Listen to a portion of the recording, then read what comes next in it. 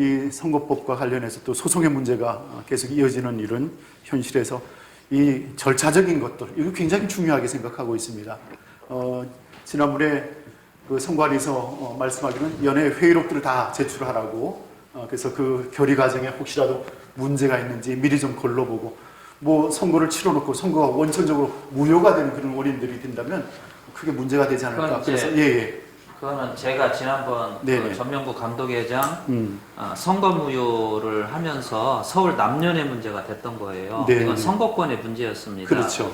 선거권의 문제였고 그게 평신도 선거권자는 연회에서 지방에서 올라온 걸 연회에서 동의 제청을 한 다음에 그걸 받아들여야 되는 거거든요. 그렇죠. 근데 그 과정이 없었어요. 지방에서 연회 평신도 대표를 올려 보냈는데 본회의에서 이거를 어떻게 지방에서 이렇게 연회 대표가 올라왔습니다. 네. 이걸 어떻게 할까요? 그러면 그대로 받기를 동의합니다. 제청합니다. 좋으시면 예 하세요. 뭐 아니면 아니요 하세요. 이런 과정이 없었던 거예요. 그것조차도 그게 없었기 때문에 결의가 없었다는 거죠. 평신도 선거권자는 연회에서 결의하게 돼 있는데 장정에 연회에서 결의가 없었기 때문에 평신도 선거권자가 결의가 안 된다는 거죠. 결의가 안 됐으면 선거권자가 없는 거죠. 그래서 그게 이제 무효 사유가 된 거예요. 그게 핵심적인 사유였습니다. 그래서 결국 서울 남연회 때문에 감독회장 선거가 무효가 됐던 거거든요. 결국은 이 선거권 문제와 피선거권 문제가 가장 핵심적인 문제고, 그렇죠. 이 피선거권 문제는 지금 그 두 분의 자격의 문제에 지금 얘기들이 나오는 거기 때문에 이 문제는 어쨌든 해결을 해야 될 것 같은데 해결하기가 난감한 문제가 있다는 거죠.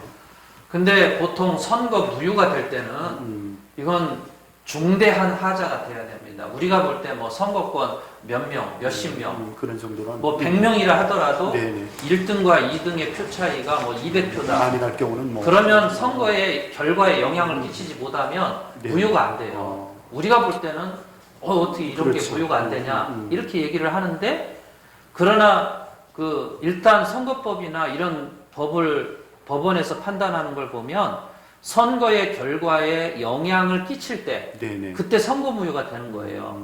근데 우리 감리회에서 4번이나 감독회장 선거가 무효가 돼갖고 당선 무효가 돼갖고 4번이나 돌아왔다라고 하는 거는 이건 심각하고 중대한 하자가 있었다는 거죠.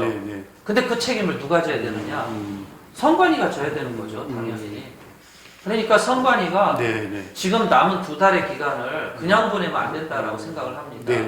무효 사유가 있다면 그걸 빨리 찾아서 어떻게든지 그 무효 사유를 없애는 방법을 생각을 해야 되고, 2달 동안 그냥 기다리기만 하면 된다가 아니라 적극적으로 찾아내서 문제가 없는지 저는 지방별로 다 찾아봐야 되고 그렇게 해서 하자를 치유해야 된다라고 생각을 하는 거죠.